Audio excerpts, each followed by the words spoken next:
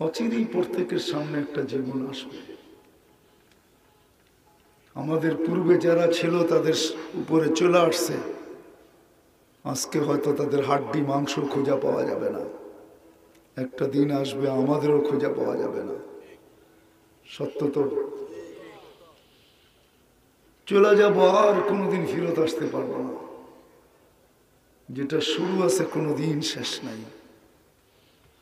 যেটা আল্লাহ রসুল সাল্লাল্লাহু আলাইহি ওয়াসাল্লাম বুঝাইতে চেষ্টা করছেন। বলছে 7 সমুদ্রের পাড়ে বসো, তোমার যেই কোনো একটা আঙ্গুল নির্বাচিত করো, ঢুকায় দাও সমুদ্রের পানির ভিতরে, বাহির করে নিয়ে তীক্ষ্ণ দৃষ্টিতে দেখো বিমা ইয়ারজা, কতটুকু পানি আগুন আঙ্গুলে বেজে আসলো। বলছে এতটুক তোমার দুনিয়ার জীবন, আর 7 সমুদ্রটা আখেরাতের জীবন।